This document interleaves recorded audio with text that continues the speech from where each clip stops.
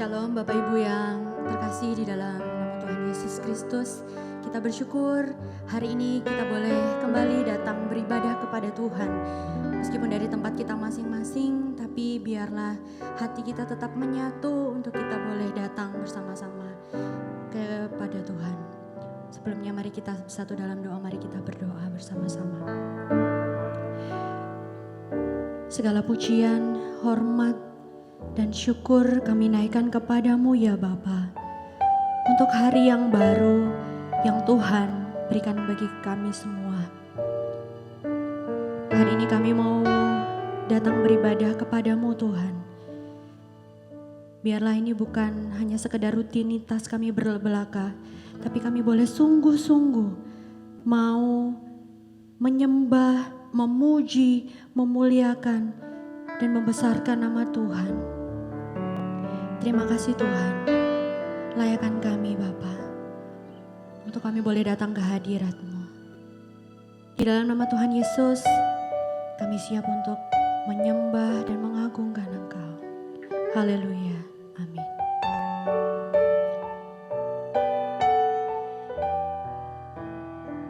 Dia Allah yang sungguh baik dalam kehidupan kita. Oleh sebab itu mari bersama-sama kita mau menyembah Dia. Karena sungguh hanya Dialah yang layak kita sembah. Haleluya Tuhan Yesus. Terima kasih Tuhan.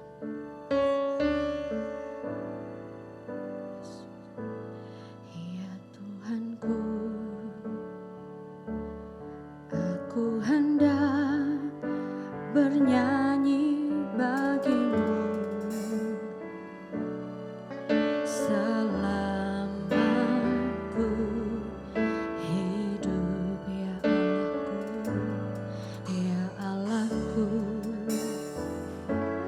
aku hendak bermazmur bagimu selagi ku ada. Mari sama-sama katakan, inilah yang ku renungkan, inilah yang ku renungkan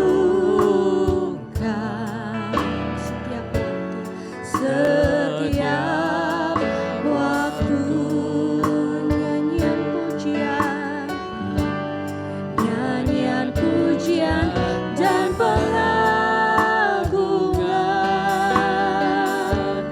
kepadamu.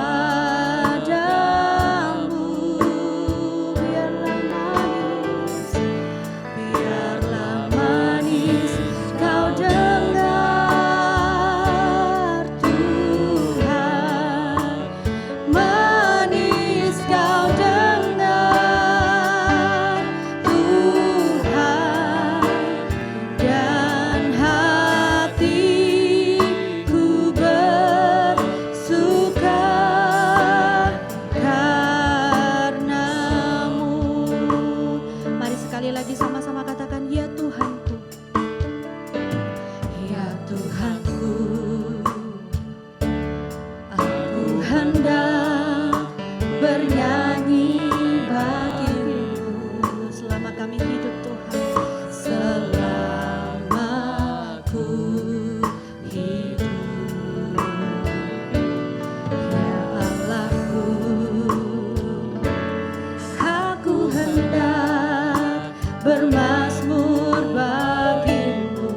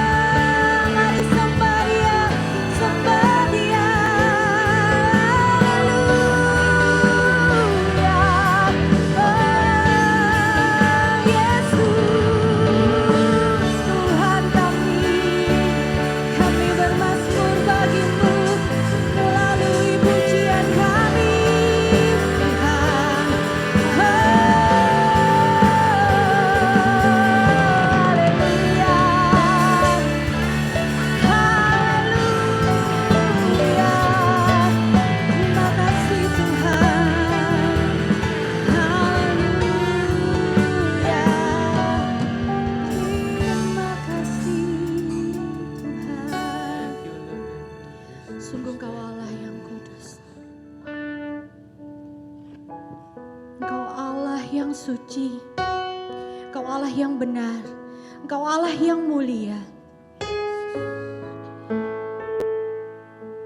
Haleluya Yesus. Terima kasih Tuhan.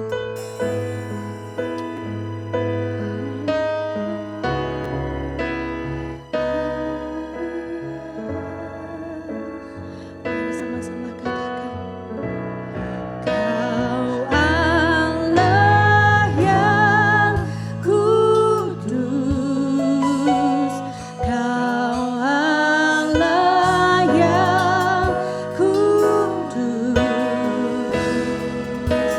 di takhta suci-Mu kami menyembah, nama-Mu disanjung, kuasa-Mu nyata sempurna. Kami puja Engkau Raja mulia. Katakan, Kau Allah yang kudus, Kau Allah yang kudus, Kau Allah yang kudus, di takhta-Mu, di takhta suci-Mu kami menyembah, nama-Mu disanjung,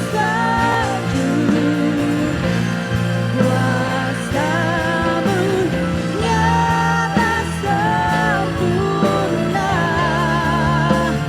Kami puja Engkau Raja mulia.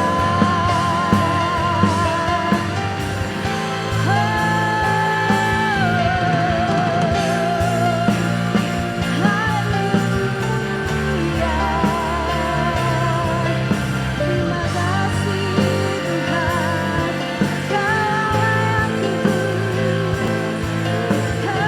segalanya.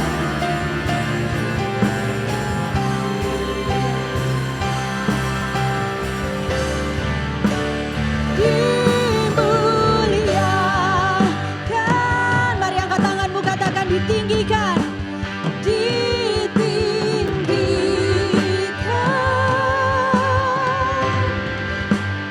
Yesus Tuhan, Kau Rajaku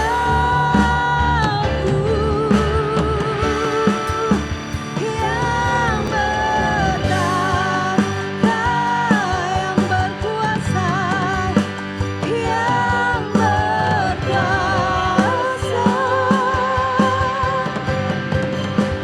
Yesus Tuhan, Kau Rajaku.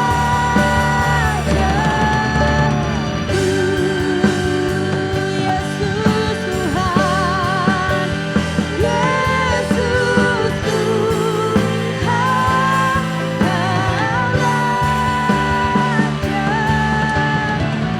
Yesus Tuhan,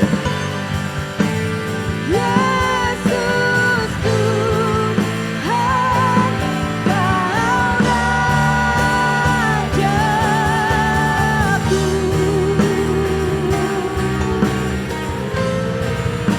Haleluya. Berikan sorak-sorai kemuliaan hanya bagi Tuhan. Sungguh Kau Allah Raja kami, Kau segala-galanya dalam hidup kami. Ini kami Tuhan, kami terus mau memuji dan membesarkan nama-Mu dengan penuh sukacita. Mari yang siap memuji Tuhan sama-sama saya katakan amin. Haleluya. Kita mau bersukacita bersama-sama ya. Kita berdiri semua dan kita mau menyanyikan sebuah pujian Yesus ajaib.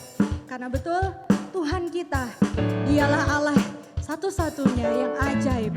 dalam hidup kita.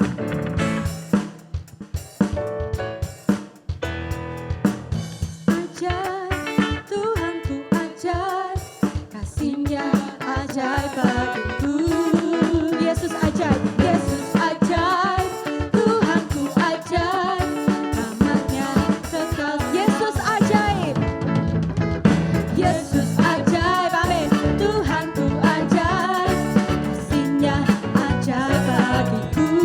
Haleluya. Yesus ajaib, Tuhanku ajaib, rahmat-Nya kekal selamanya. Tak berubah, tak berubah kasih-Nya. Setiap hari bertambah indahnya, sampai bumi berlalu dan habislah ragaku. Yesusku ajaib bagiku. Katakan sekali lagi, Yesus ajaib.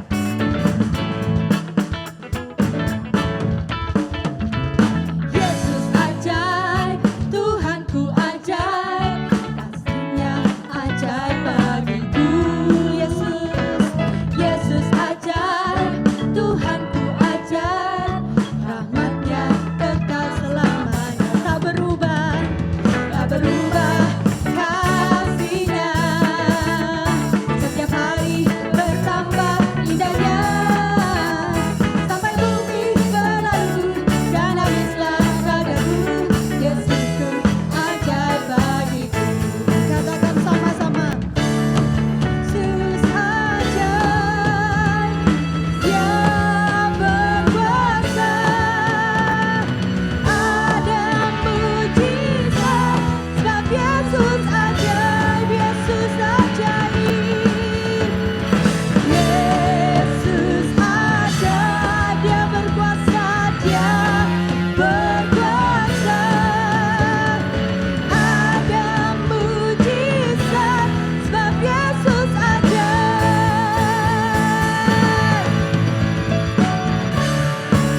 Mari kita bertepuk tangan di atas kepala bersama-sama. Haleluya.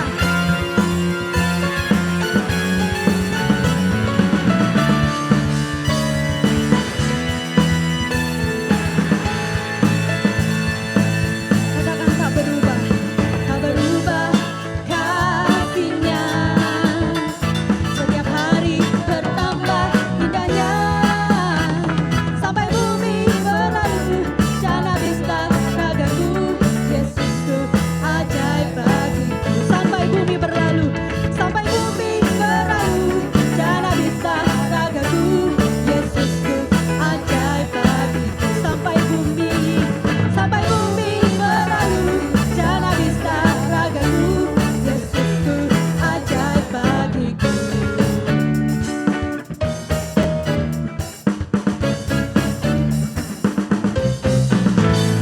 Haleluya, puji nama Tuhan. Ya, sampai bumi berlalu, bahkan sampai habis lenyap tubuh kita, tapi kasih Tuhan tidak akan pernah berkesudahan dalam hidup kita. Mari kita sama-sama terus memuji Tuhan. Haleluya.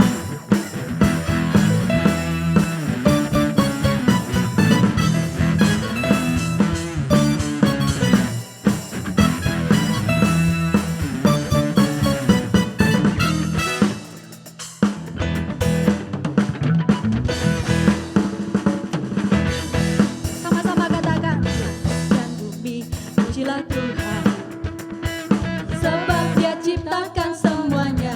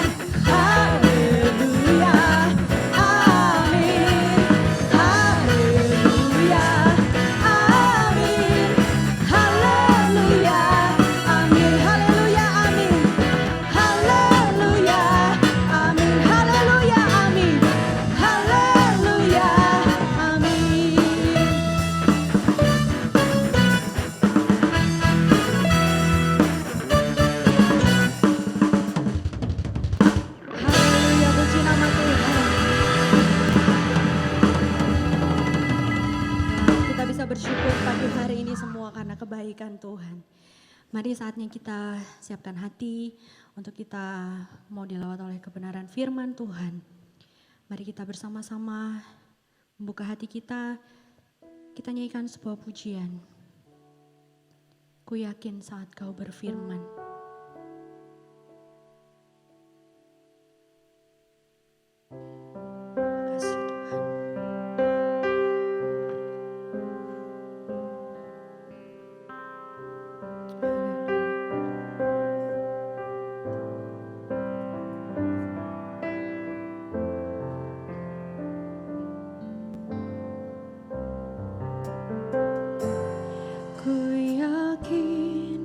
Saat kau berfirman,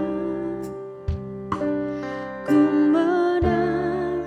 Saat kau bertindak, hidupku hanya ditentukan oleh perkataanmu.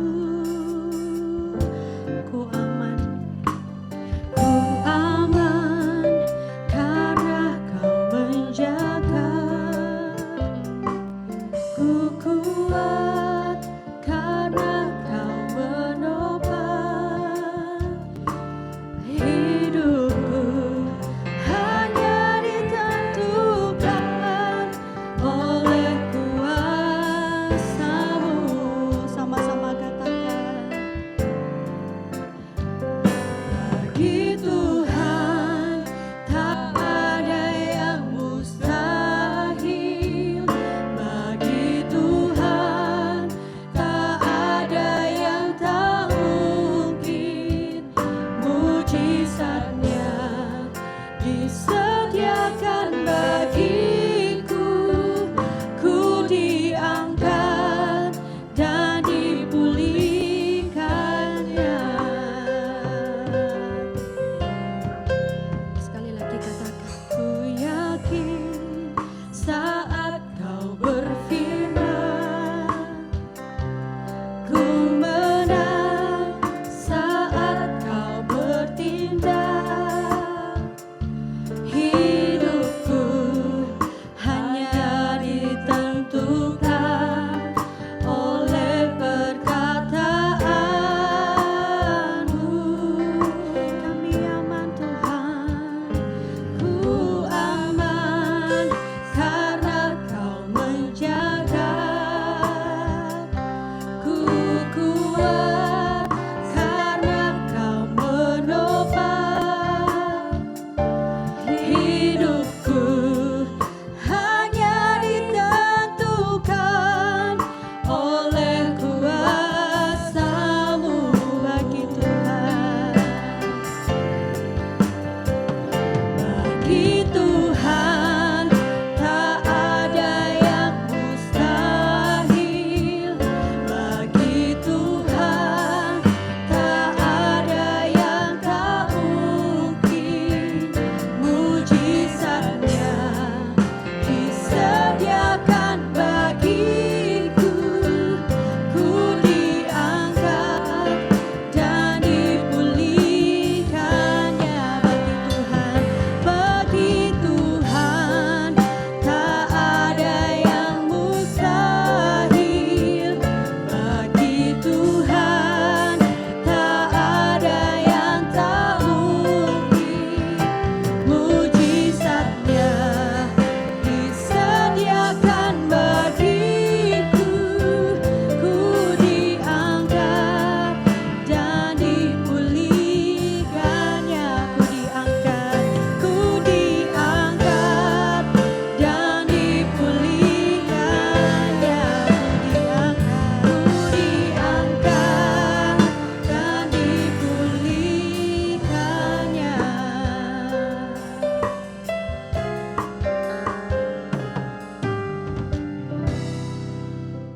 Shalom, selamat pagi Bapak Ibu yang dikasihi oleh Tuhan. Kita bersyukur jikalau pagi hari ini kita boleh bersama-sama kembali beribadah kepada Tuhan. Mari sebelum kita bersama-sama belajar kebenaran firman Tuhan, saya mengundang kita untuk bersama-sama berdoa memohon pertolongan dari Tuhan supaya kita boleh mengerti bagian firman Tuhan yang akan kita baca dan kita renungkan bersama-sama. Mari kita berdoa. Bapa, kami bersyukur untuk penyertaan Tuhan, untuk anugerah Tuhan di dalam kehidupan kami. Selama 5 bulan lebih kami berada di dalam masa pandemi ini, dan kami boleh menyaksikan bagaimana Tuhan boleh terus memelihara, menyertai, bahkan boleh menopang kehidupan setiap kami. Tuhan, saat ini kami akan bersama-sama membaca dan merenungkan sebagian dari firman-Mu. Kami berdoa kiranya Allah Roh Kudus yang menolong kami, supaya kami boleh mengerti setiap bagian yang akan kami baca dan kami renungkan. Tuhan juga pakai hamba-Mu yang penuh dengan kelemahan ini untuk menguraikan firman bagi setiap kami. Dengar doa kami, di dalam nama Tuhan Yesus kami berdoa. Amin. Bapak Ibu yang dikasihi oleh Tuhan, judul khotbah saya pada pagi hari ini adalah mengisi kemerdekaan dengan benar.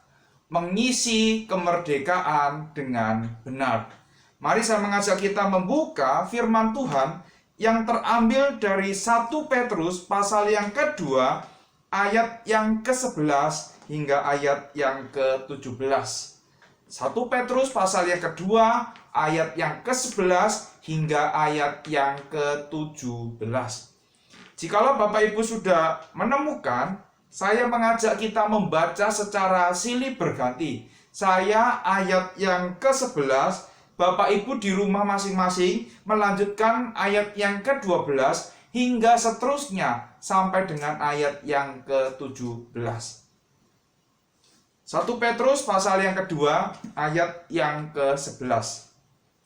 Demikian bunyi firman Tuhan.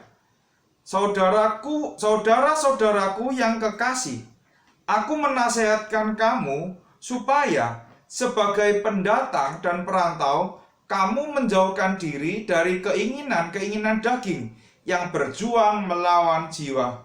Milikilah cara hidup yang baik di tengah-tengah bangsa bukan Yahudi, supaya apabila mereka memfitnah kamu sebagai orang durjana, mereka dapat melihatnya dari perbuatan-perbuatanmu yang baik dan memuliakan Allah pada hari Ia melawat mereka.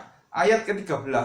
Tunduklah karena Allah kepada semua lembaga manusia, baik kepada raja sebagai pemegang kekuasaan yang tertinggi. Ayat yang ke-14, Bapak Ibu silakan.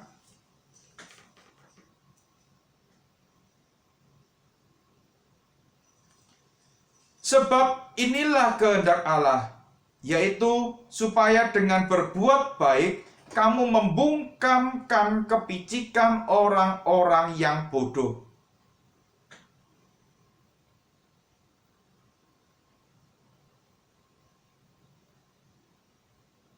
Ayat yang ke-17. Hormatilah semua orang, kasihilah saudara-saudaramu, takutlah akan Allah, hormatilah raja. Amin. Sampai demikian jauh pembacaan firman Tuhan. Selamat dan berbahagia bagi setiap kita yang membaca, merenungkan, dan melakukan firman Tuhan dalam kehidupan kita sehari-hari. Bapak Ibu yang dikasihi oleh Tuhan, minggu lalu, tepatnya tanggal 17 Agustus, adalah sebuah hari yang istimewa dan bersejarah bagi bangsa dan kita, rakyat Indonesia. Saya ulangi sekali lagi. 17 Agustus adalah hari yang istimewa dan bersejarah bagi bangsa kita dan kita sebagai rakyat Indonesia. Kenapa Bapak Ibu? Karena di setiap tahun di tanggal 17 Agustus kita memperingati hari kemerdekaan dari negara kita. Kita memperingati hari kemerdekaan dari bangsa kita, bangsa Indonesia. Dan tahun ini kita sudah memperingati 75 tahun kemerdekaan dari bangsa kita. Kenapa? Hari ini adalah hari yang bersejarah dan hari yang istimewa Bapak Ibu. Yang pertama, karena kita tahu bahwa kemerdekaan yang telah diraih oleh bangsa kita itu diraih dengan cara yang tidak mudah. Para pejuang kemerdekaan mengorbankan segala sesuatu yang ada di dalam hidup mereka, bahkan hidup mereka sendiri mereka korbankan demi merebut kemerdekaan itu. Dan kalau kita tahu sejarah perjuangan dari bangsa kita, maka kita akan melihat bahwa kita dijajah ya oleh Belanda selama berapa tahun Bapak Ibu? 350 tahun. Atau kalau supaya gampang menghafal, kita dijajah oleh Belanda selama 3,5 abad. Dan kita dijajah oleh Jepang selama 3,5 tahun. Bapak Ibu, 3,5 abad dan 3,5 tahun bukanlah sebuah waktu yang cukup singkat. Bukanlah sebuah waktu yang singkat untuk menantikan kemerdekaan itu. Dan kalau satu orang itu rata-rata hidupnya 70 tahun, maka perlu 5-6 generasi untuk merebut kemerdekaan itu. Bapak Ibu, oleh karena itu 17 Agustus adalah sebuah hari yang istimewa dan hari yang bersejarah bagi bangsa kita dan kita, rakyat Indonesia. Salah seorang pejuang yang bernama Bung Tomo, seorang pejuang kebanggaan arek-arek Surabaya, pernah mengatakan demikian. Kita tunjukkan bahwa kita benar-benar orang yang ingin merdeka. Lebih baik kita hancur lebur daripada kita tidak merdeka. Bapak Ibu yang dikasih oleh Tuhan, saat ini kita yang hidup di tahun 2020 tidak perlu lagi berjuang untuk merebut kemerdekaan itu.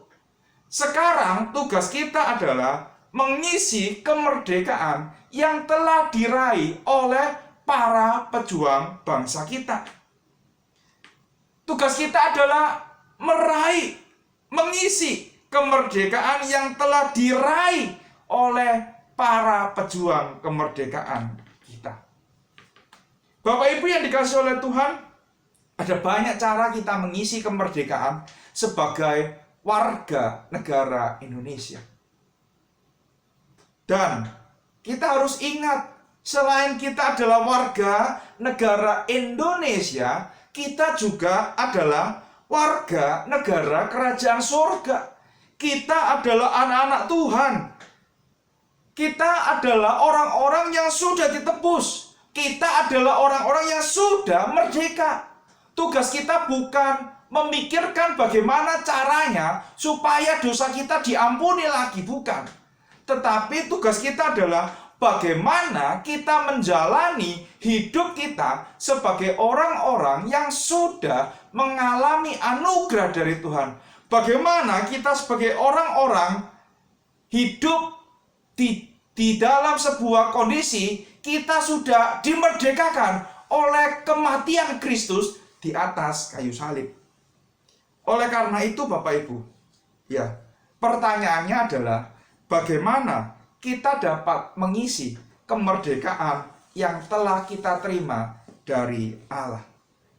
Yang pertama Bapak Ibu, dalam kehidupan pribadi kita dapat mengisi kemerdekaan yang telah kita terima dari Kristus dengan cara apa?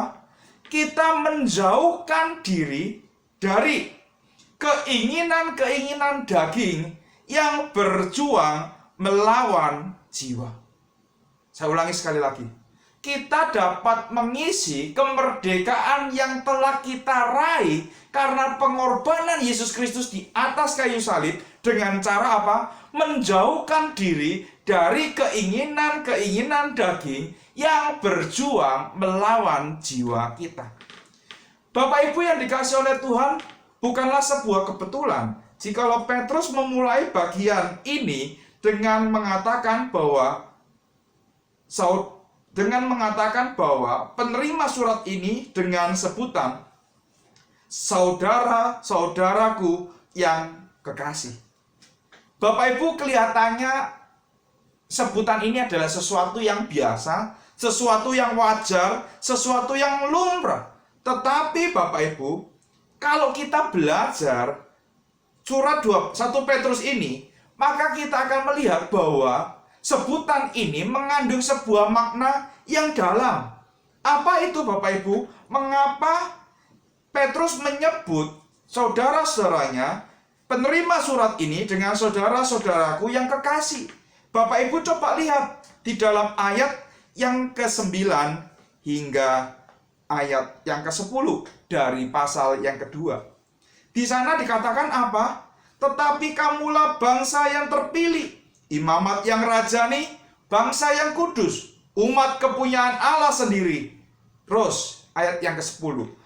Kamu yang dahulu bukan umat Allah, tetapi yang sekarang telah menjadi umatnya. Yang dahulu tidak dikasihani, tetapi yang sekarang telah beroleh belas kasihan. Apa yang dimaksud dengan kekasih Bapak Ibu? Yang dimaksud dengan kekasih ini adalah orang-orang yang telah menerima kasih Allah. Mereka yang telah menerima anugerah Allah. Perhatikan, kita adalah bangsa yang terpilih, imamat yang rajani, bangsa yang kudus, umat kepunyaan Allah. Kita harus ingat bahwa kita dulu adalah orang-orang yang bukan umat Allah. Tetapi sekarang kita menjadi umat Allah. Yang dahulu kita tidak dikasihani, tetapi sekarang telah beroleh belas kasihan. Atas dasar inilah status kita, maka kita diminta oleh Petrus untuk menjauhkan diri dari keinginan-keinginan daging yang berjuang melawan jiwa. Okelah, wajar kalau seandainya sebelum kita menerima kasih Allah, kita belum ditebus oleh Kristus, kita mengatakan bahwa aku tidak bisa lepas dari dosa. Tetapi setelah kita menjadi anak-anak Allah, seharusnya kita bisa mengalami kemenangan atas dosa. Kita bukannya menikmati dosa, tetapi kita membenci dosa dan menjauhi dosa. Bapak Ibu, hal ini yang terjadi di dalam penerima surat 1 Petrus. Di dalam 1 Petrus 1 ayat 18, di sana dikatakan apa? Kamu telah ditebus dari cara hidupmu yang sia-sia, yang kamu warisi dari nenek moyangmu. Jadi, dulu sebelum kita ditebus, kita hidup dengan cara yang sia-sia. Tetapi sekarang, setelah kita ditebus oleh Kristus, kita tidak boleh lagi hidup dengan cara yang sia-sia. Yaitu dengan cara apa? Menjauhi keinginan-keinginan daging. Bapak Ibu yang dikasihi oleh Tuhan, ya, perjuangan untuk melawan atau menjauhkan diri dari keinginan-keinginan daging itu adalah sebuah perjuangan yang tidak mudah. Itu adalah sebuah perjuangan seumur hidup kita. Jangan merasa bahwa, oh aku tidak mungkin dicobai ini, orang lain mungkin jatuh ke dalam dosa ini, aku tidak mungkin. Hati-hati Bapak Ibu. Keinginan-keinginan daging itu selalu berusaha untuk mencari kita, untuk menangkap kita, dan menarik kita untuk jatuh ke dalam. Sehingga kita terjerat dan kita merasa tidak berharga, tidak berdaya. Bapak Ibu yang dikasih oleh Tuhan, di dalam Roma pasal 8 ayat 5-9a, di sana dikatakan bahwa keinginan daging adalah perseteruan terhadap Allah, dan bagi mereka yang hidup dalam daging tidak mungkin mereka berkenan kepada Allah. Jadi, keinginan daging itu adalah sebuah perseteruan dengan Allah. Dan kalau kita hidup dikuasai oleh daging itu, oleh keinginan kita tidak mungkin berkenan kepada Allah. Bahkan, kalau kita melihat, ya, di dalam Galatia pasal 5 ayat 19-21, kita akan mendapati bahwa keinginan daging itu tidak terbatas hanya kepada keinginan-keinginan seksual saja. Tetapi Bapak Ibu, kalau kita membaca Galatia pasal yang kelima, ayat yang ke-19 sampai dengan ayat yang ke-21, firman Tuhan dengan jelas mengatakan perbuatan daging telah nyata, yaitu percabulan, kecemaran, hawa nafsu, penyembahan berhala, sihir, perseteruan, perselisihan, iri hati, amarah, kepentingan diri sendiri, percideraan, roh pemecah, kedengkian, kemabukan, pesta pora, dan sebagainya. Bapak Ibu, ingat sekarang kita sudah menjadi orang-orang yang merdeka. Kita bukan lagi menjadi hamba dosa, tetapi sekarang kita sudah menjadi hamba Allah. Kita sudah menjadi hamba Yesus Kristus. Oleh karena itu sudah sepantasnya dan sudah selayaknya kalau kita menjauhkan diri dari keinginan-keinginan daging. Bapak Ibu yang dikasihi oleh Tuhan, ingat status kita. Kita ini adalah orang-orang yang sudah dikasihi oleh Allah. Dan status kita yang kedua, di dalam bagian ini Bapak Ibu, Petrus mengingatkan kita. Dikatakan bahwa kita ini disebut sebagai apa? Pendatang dan perantau. Benar, kita ini tidak akan hidup selama-lamanya di dunia ini. Kalau kita terikat dengan segala macam keinginan dunia ini, maka itu membuktikan bahwa kita adalah orang yang hidup selama-lamanya di dunia ini. Bapak Ibu, kita berusaha mencoba memuaskan diri dengan berbagai macam keinginan yang ada di dunia ini. Tetapi setelah kita meraih dan kita menikmati keinginan daging itu, perasaan apa yang Bapak Ibu jumpai? Apakah perasaan sukacita? Pada umumnya, orang yang mencari kenikmatan dunia, ya, kenikmatan yang tidak sesuai dengan kehendak Tuhan, pada umumnya, setelah mereka mendapatkan kenikmatan itu, mereka bukan mengalami yang namanya sukacita, tetapi mereka mengalami yang namanya kehampaan. Bapak Ibu yang dikasihi oleh Tuhan, ingat kita ini adalah pendatang dan perantau. Oh, Bapak Ibu penerima surat ini tentu saja langsung nyambung ya dengan istilah pendatang dan perantau. Kenapa Bapak Ibu? Nyambung kepada siapa? Mereka langsung berasosiasi dengan bapak leluhur mereka, yaitu Bapak Abraham. Kenapa bisa begitu, Pak? Karena Bapak Ibu, surat 1 Petrus ini ditujukan kepada orang-orang pendatang yang tersebar. Siapakah mereka? Mereka adalah orang-orang Yahudi yang tersebar di luar daerah Palestina. Perhatikan, ya. Ketika Paulus mengatakan supaya kamu memiliki cara hidup yang baik di tengah-tengah bangsa bukan Yahudi, berarti apa? Mereka ini adalah orang-orang Yahudi yang berada di perantauan dan mereka diminta untuk menjadi contoh yang baik. Bapak Ibu, mereka langsung teringat dengan Abraham, bapak leluhur mereka. Di dalam Kejadian 23 ayat 4, ketika Abraham mencari tanah kuburan, ya, bagi Sarai istrinya, Abraham mengatakan bahwa aku ini orang asing dan pendatang di antara kamu. Sama persis bukan dengan status kita. Kita di dunia ini cuma numpang lewat Bapak Ibu, untuk menuju kepada kehidupan yang kekal. Kalau orang Jawa bilang, numpang minum. Kita itu cuma mampir minum saja.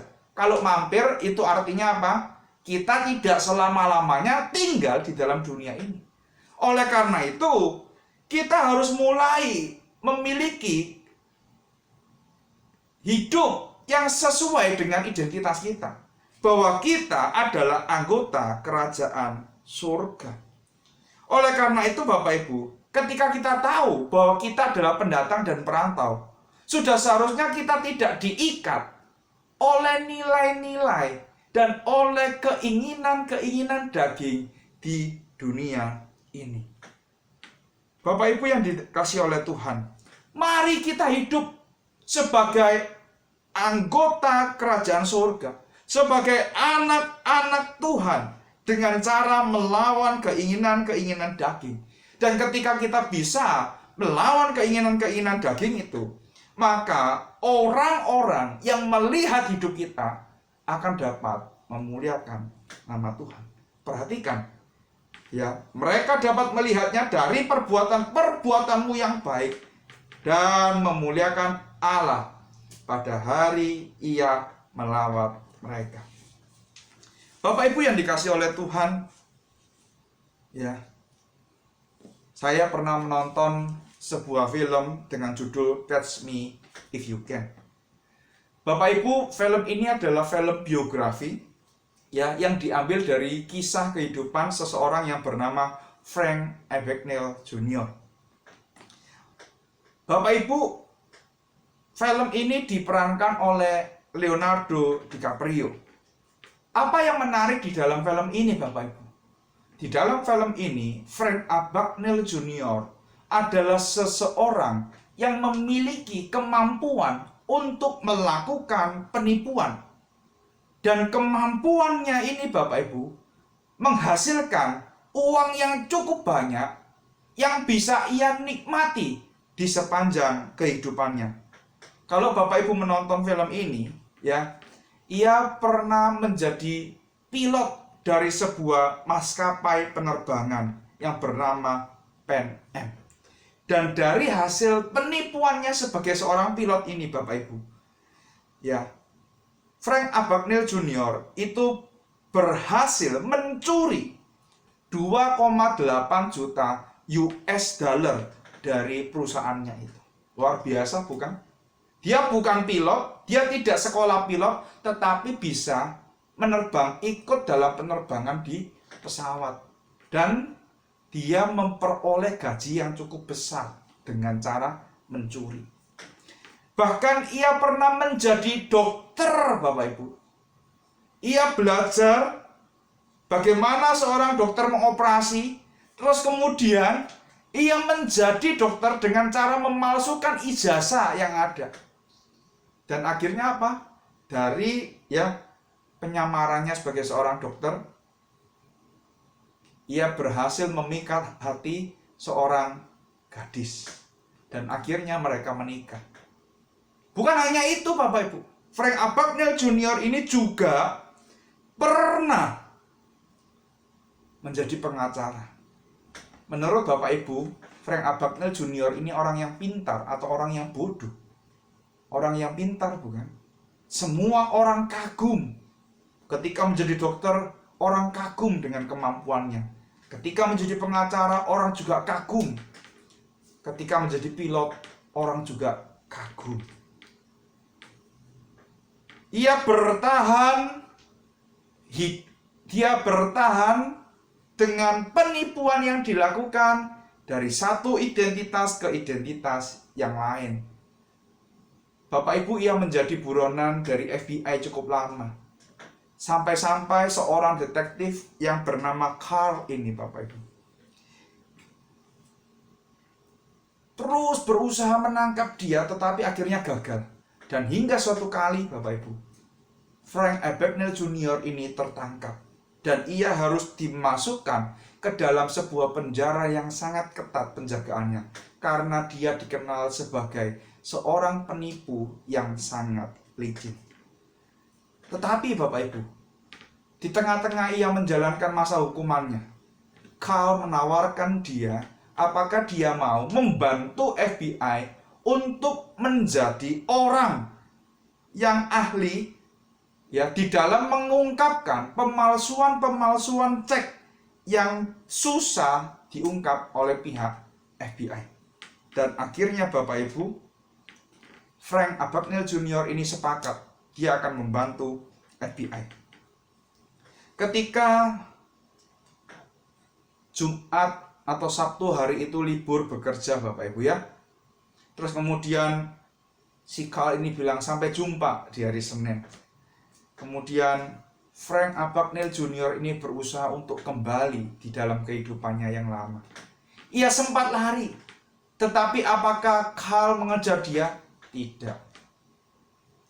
Dan akhirnya Bapak Ibu, setelah lama ditunggu-tunggu, akhirnya Frank Abagnale Jr. ini kembali ke kantornya dan memulai kerjanya di hari Senin itu dan berjumpa kembali dengan Carl. Bapak Ibu, kombinasi antara Carl dan Frank Abagnale Jr. ini telah berhasil menangkap pemalsu-pemalsu uang dan pemalsuan-pemalsuan cek yang sulit diungkapkan dan sulit untuk ditangkap di dunia ini. Bapak Ibu yang dikasihi oleh Tuhan, Frank adalah seorang penipu. Ia yang seharusnya dipenjara menerima anugerah dengan cara menjadi rekan kerja dari Carl dan menjadi rekan kerja dari FBI. Dia punya kesempatan untuk kembali menjadi seorang penipu, tetapi ia tidak menggunakan kesempatan itu lagi untuk kembali ke dalam hidupnya yang lama. Dan akhirnya ia menjadi seseorang yang berprestasi untuk mengungkap pemalsuan uang dan pemalsuan cek yang dilakukan oleh orang-orang yang cukup pintar. Bapak Ibu yang dikasihi oleh Tuhan, bagaimana dengan hidup kita? Saya tidak tahu keinginan daging apa yang berusaha melawan hidup Bapak Ibu. Dosa seksual, dosa pornografi, dosa perselingkuhan, penipuan, berbohong, perzinahan, iri hati, dengki, pesta pora, mabuk-mabukan, banyak sekali kecemaran. Saya tidak tahu bagaimana dengan kehidupan Bapak Ibu.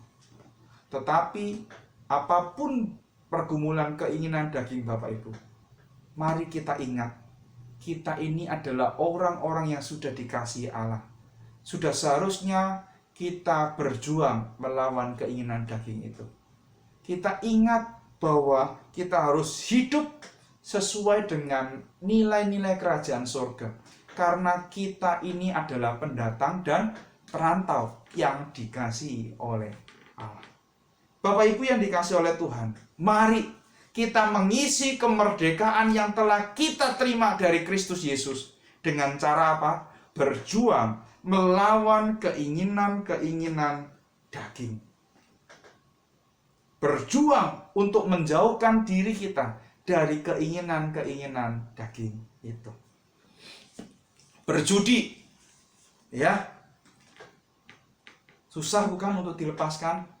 Tapi kalau kita ingat bahwa kita adalah pendatang dan perantau yang sudah menerima kasih karunia Allah, maka kita akan dapat melepaskan diri dari itu dengan pertolongan Tuhan. Itu yang pertama. Dalam kehidupan pribadi kita harus berjuang untuk melawan keinginan-keinginan daging kita. Yang kedua, Bapak Ibu, di dalam kehidupan sosial kita, sebagai orang-orang yang sudah ditebus dan menerima kasih Kristus, maka kita dapat mengisi kemerdekaan kita dengan cara apa? Menundukkan diri kepada sebuah otoritas tertentu yang Tuhan percayakan untuk hadir di dalam kehidupan kita. Bapak Ibu yang dikasihi oleh Tuhan, seperti yang saya sudah katakan tadi, bahwa penerima surat ini adalah orang-orang Yahudi yang tersebar di berbagai tempat. Sebagai pendatang dan perantauan, mereka itu banyak mengalami penganiayaan. Mereka banyak mengalami penindasan. Penganiayaan dan penindasan yang dimaksud bukan sakit penyakit, bukan kemiskinan, bukan kematian. Tetapi penganiayaan dan penindasan yang dialami oleh mereka adalah apa? Di dalam hal sosial mereka. Mereka ini adalah orang-orang asing, Bapak Ibu. Ketika mereka berusaha menceritakan apa yang mereka percayai, iman mereka itu mempunyai potensi untuk mengubah kebudayaan yang ada pada waktu itu. Mereka berpotensi untuk mengubah adat istiadat yang ada, baik dalam hal agama maupun dalam kehidupan sosial. Oleh karena itu, hal ini membuat mereka seringkali menjadi kambing hitam. Hal ini seringkali membuat mereka menjadi korban fitnahan. Oleh karena itu Bapak Ibu, di dalam kondisi yang seperti ini, mereka tetap diminta untuk tunduk kepada otoritas di mana mereka berada. Bapak Ibu, kata tunduk ini yang digunakan di dalam bagian ini adalah sebuah kata yang memiliki nuansa militer, sebuah ketundukan diri. Ya, sebuah ketundukan diri kepada seorang pribadi, seorang pemerintah yang memiliki otoritas yang Tuhan telah izinkan dan tempatkan untuk memerintah bangsa dan negara. Bapak Ibu yang dikasihi oleh Tuhan, ingat tadi saya katakan, sekalipun kita ini adalah anggota kerajaan surga, kita juga masih tinggal di dunia ini. Oleh karena itu, ketika kita masih tinggal di dunia ini, kita wajib, kita harus tunduk, kita harus taat kepada pemerintah bangsa ini. Yang kedua, saudara-saudara, sebagai orang-orang yang sudah dimerdekakan oleh karena kasih Kristus, maka hal yang kedua yang dapat kita lakukan di dalam mengisi kemerdekaan itu adalah dengan cara menundukkan diri kepada sebuah otoritas. Bapak Ibu Saudara yang dikasihi oleh Tuhan, seperti yang saya sudah katakan tadi di awal, bahwa surat Petrus yang pertama ini dituliskan kepada orang-orang Yahudi yang tersebar di seluruh daerah. Orang-orang Yahudi yang tersebar di seluruh daerah. Mereka hidup sebagai perantau dan mereka hidup sebagai pendatang. Dan di dalam hidupnya ini, mereka mengalami yang namanya penganiayaan demi penganiayaan. Penindasan demi penindasan. Penganiayaan atau penindasan yang mereka alami itu tidak bersumber dari penolakan orang-orang Yahudi, Kristen pada waktu itu untuk menyembah kepada kaisar. Tetapi penderitaan, penganiayaan yang mereka alami itu karena apa? Karena mereka dinilai memiliki potensi untuk mengubah adat istiadat baik dalam hal agama maupun sosial. Hal ini menyebabkan mereka menjadi kambing hitam. Mereka menjadi korban untuk difitnah. Oleh karena itu mereka ditindas, ya. Oleh karena itu mereka dianiaya. Bapak Ibu yang dikasihi oleh Tuhan, menurut seorang penafsir, ya, dalam kondisi yang seperti ini, maka sebagai anak-anak Tuhan yang taat kepada Allah, mereka tetap diminta untuk taat kepada pemerintah. Mereka diminta untuk taat kepada para pemimpin yang memiliki otoritas di mana mereka tinggal saat itu. Bapak Ibu yang dikasihi oleh Tuhan, kata tunduk itu adalah sebuah kata yang memiliki nuansa militer. Kita tahu dunia militer sangat keras. Ketika mereka diminta untuk tunduk, berarti tidak ada satu alasan apapun yang mengizinkan atau memperbolehkan mereka untuk tidak mematuhinya. Mereka diminta untuk dengan segenap hati tunduk kepada seseorang yang berotoritas. Ingat Bapak Ibu, bahwa kita ini masih tinggal di dunia ini. Memang saya tadi mengatakan bahwa kita tidak boleh terikat, tetapi bukan berarti kita tidak tinggal di dunia ini, bukan. Selama kita masih hidup di dalam dunia ini, berarti kita diminta untuk taat kepada pemerintah yang Tuhan izinkan untuk memimpin negara kita, memimpin kota kita, memimpin provinsi kita, memimpin daerah kita. Bapak Ibu yang dikasihi oleh Tuhan, ketundukan yang dimaksud di dalam bagian ini bukan berarti ketundukan buta, ketundukan yang melegalkan kejahatan, bukan. Ketundukan di sini berarti ketundukan yang tetap menjunjung tinggi kebenaran. Ingat ya, dikatakan di dalam ayat yang ke-15, inilah kehendak Allah, yaitu supaya dengan berbuat baik kamu membungkamkan kepicikan orang-orang yang bodoh. Ya. Jangan sampai kita menyalahgunakan kemerdekaan kita dengan menyelubungi kejahatan-kejahatan. Tidak boleh. Tetap kita tunduk, kita taat di dalam kerangka menaati Allah, di dalam kerangka karena Allah, di dalam kerangka kita hidup di dalam kebenaran. Oleh karena itu Bapak Ibu, sebagai orang-orang yang dimerdekakan, kita tidak lagi hidup untuk diri kita sendiri. Makanya Paulus mengatakan bahwa hiduplah sebagai hamba. Bapak Ibu, hamba itu tidak mempunyai hak apa-apa atas hidupnya.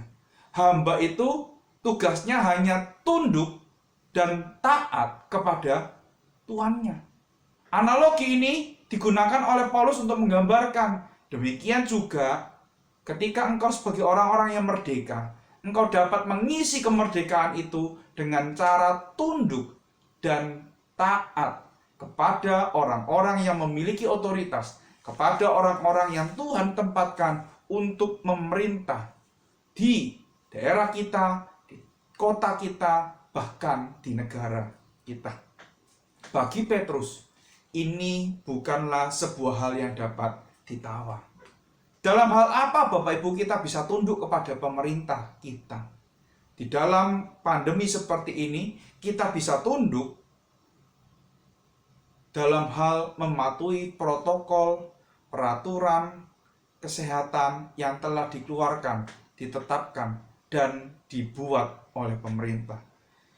Ketika pemerintah mengatakan bahwa kita harus mematuhi, mengikuti semua protokol kesehatan yang telah ditetapkan, direncanakan, disosialisasikan, maka kita harus taat, kita harus tunduk, kita harus patuh.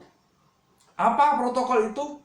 Memakai masker, mencuci tangan, menjaga jarak ketika bertemu dengan orang-orang, bahkan mengurangi untuk berjumpa di dalam kerumunan-kerumunan. Bapak Ibu yang dikasih oleh Tuhan, jangan berkata bahwa, oh Pak, aku orang Kristen.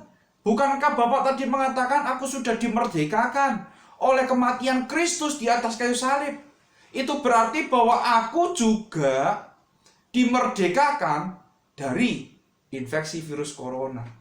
Bukankah darah Yesus memfilter virus yang masuk ke dalam mulut kami? Memfilter virus yang masuk ke dalam mata kami, memfilter virus yang masuk ke dalam hidung kami. Oh, saudara-saudara, tentu saja itu adalah sebuah pemahaman yang keliru.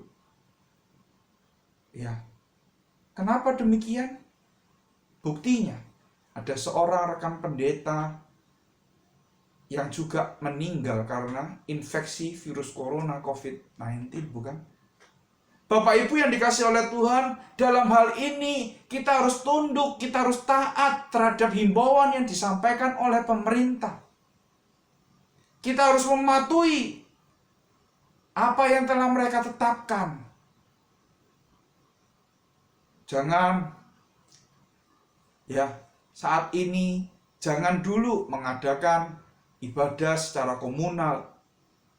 Karena kita tahu Bapak Ibu, kita ini orang kalau ketemu tidak bisa untuk tidak cerita, bukan? Kalau sudah ketemu, maunya itu cerita. Dan itu yang menjadi resiko untuk penularan virus corona.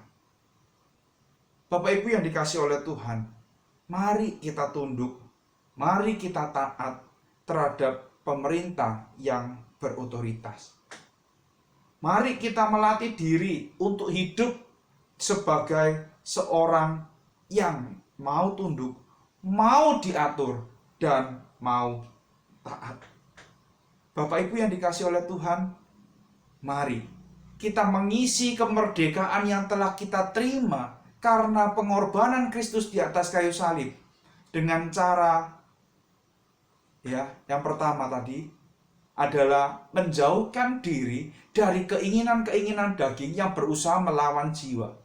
Yang kedua, mari kita menundukkan diri kepada otoritas yang telah ditetapkan oleh Tuhan, yang telah ditunjuk oleh Tuhan memimpin atas kita. Biarlah kita boleh memuliakan Tuhan melalui semuanya ini. Amin. Mari kita berdoa. Bapa di dalam surga, kami bersyukur untuk anugerah dan kasih dari Tuhan yang telah memilih kami, yang telah menyelamatkan setiap kami. Bapa, saat ini kami sudah mendengarkan firman-Mu.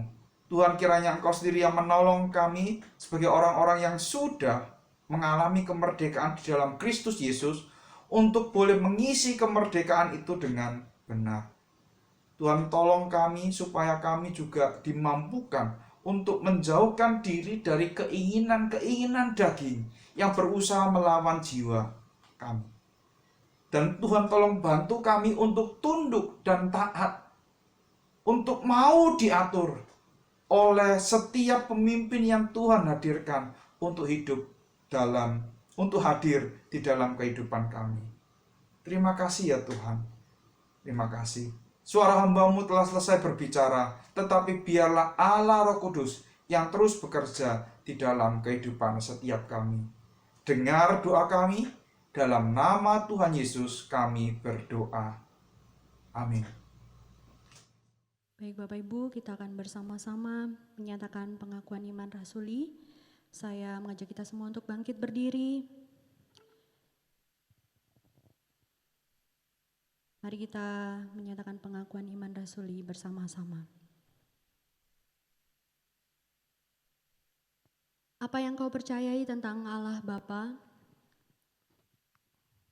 Aku percaya kepada Allah Bapa.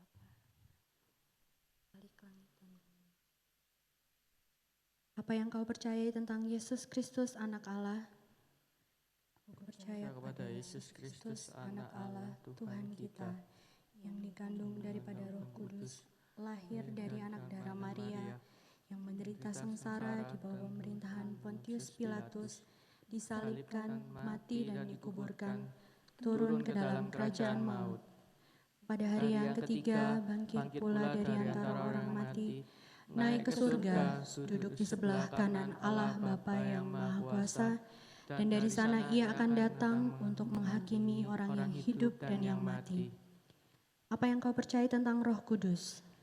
Aku percaya kepada Roh Kudus, gereja yang kudus dan am, persekutuan orang kudus, pengampunan dosa, kebangkitan tubuh, dan hidup yang kekal. Amin. Puji Tuhan, saatnya kita akan memberikan persembahan kita yang terbaik bagi Tuhan.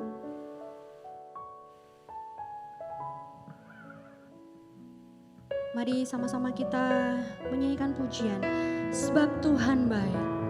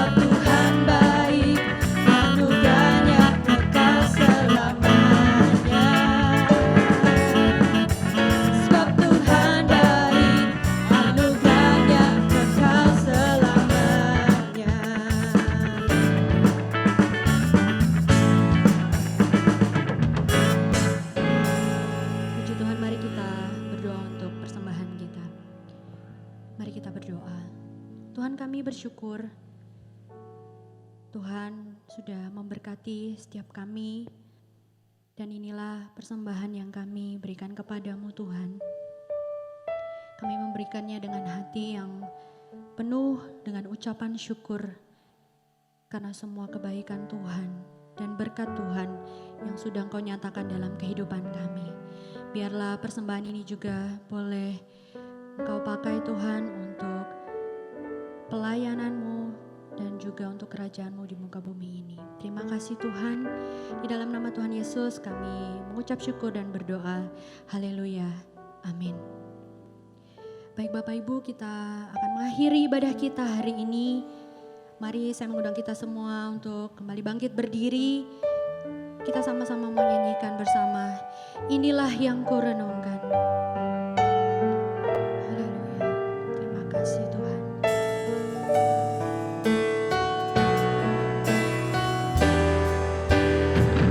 Mari angkat tanganmu, katakan, inilah yang kurenungkan. Inilah yang kurenungkan. Setiap waktu nyanyian pujian dan pengagungan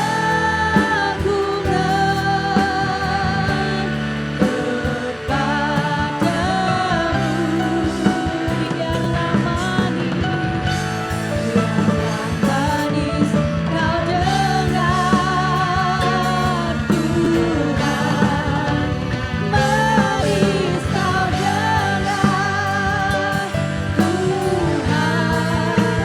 dan hatiku bersuka karenamu. Sekali lagi sama-sama katakan, inilah yang kurenungkan, inilah yang kurenungkan. Setiap waktu nyanyian pujian dan pengagungan kepadamu.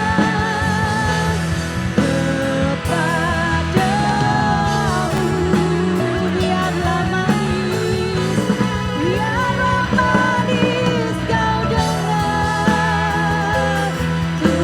Tuhan,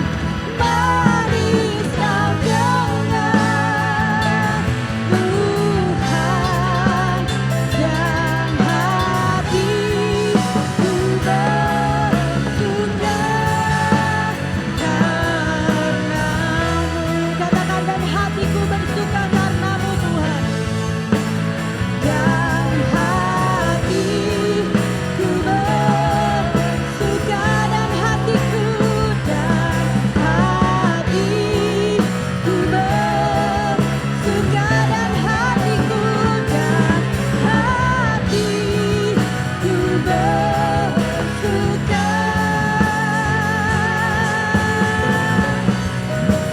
karenamu.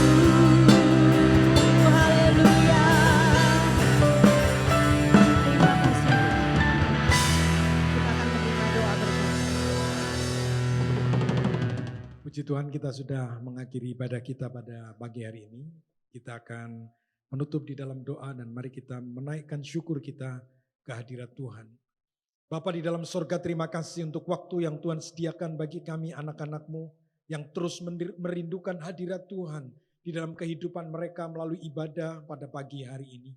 Kami sungguh mengucap syukur jikalau kami memiliki waktu yang terbaik yang Tuhan sudah sediakan bagi kami, sehingga anak-anak-Mu di rumah mereka masing-masing, kami boleh tetap beribadah kepada Tuhan, menaikkan syukur kami kepada Tuhan, menaikkan penyembahan pujian kami kepada Tuhan. Terlebih kami juga boleh mendengarkan kebenaran firman Tuhan di dalam kehidupan kami, untuk terus menolong kami, supaya kami memahami dalam kehidupan kami, bahwa hanya karena terang firman-Mu, kekuatan firman-Mu, itulah yang membawa kami, membimbing kami, untuk kami dapat hidup sehari demi sehari, dapat mengerti dan mempermuliakan Engkau. Kami mengucap syukur untuk anugerah Tuhan yang Tuhan sudah berikan, anugerah-Mu yang memerdekakan kami, sehingga kami boleh terus hidup, menghidupi roh kami, meninggalkan kehidupan kedagingan kami, dan kami boleh tunduk kepada otoritas yang ada, oleh karena kami mengerti bahwa Engkau Allah yang menolong kami, menuntun kami, untuk kami boleh menjadi saksi, menjadi terang, menjadi garam dimanapun kami berada. Terima kasih untuk anugerah-Mu, terima kasih untuk pertolongan-Mu. Engkau sudah memberkati pelayan-pelayan Tuhan yang sudah melayani kami pada pagi hari ini. Hamba firman-Mu yang sudah menaburkan kebenaran firman-Mu. Engkau menolong, Engkau memberkati Bapak Pendeta Chandra Udayana yang sudah menjadi saluran berkat. Kiranya tangan kasih-Mu tetap menaungi kehidupan beliau. Apapun yang dikerjakan dalam pengembalaan, dalam seluruh tugas pelayanannya, dimanapun beliau berada, nama Tuhan dipermuliakan. Terima kasih Bapak, dan kami sekali lagi menyerahkan anak-anak-Mu di dalam kehidupan mereka yang ada dalam kelemahan tubuh. Kiranya Tuhan yang memberikan pemulihan, Tuhan memberikan kesembuhan yang sempurna di dalam pergumulan yang ada. Apapun yang sedang mereka hadapi, kiranya Tuhan sendiri yang memberikan jalan keluar. Tuhan sendiri yang memberikan kekuatan, pertolongan, penghiburan bagi anak-anak-Mu. Sehingga mereka boleh melihat tangan kasih-Mu yang menopang kehidupan mereka. Apapun yang sudah dilakukan oleh anak-anak-Mu, kiranya tangan Tuhan yang terus menolong, membimbing mereka. Terima kasih Bapak, kami menyerahkan bangsa dan negara kami. Sekali lagi kami memohon pertolongan Tuhan. Apapun yang sudah dikerjakan, dilakukan, kiranya tangan Tuhan menolong para pemimpin kami. Baik presiden, wakil presiden, dan seluruh kabinet. Juga para pemerintah, baik yang ada di pusat maupun yang ada di daerah.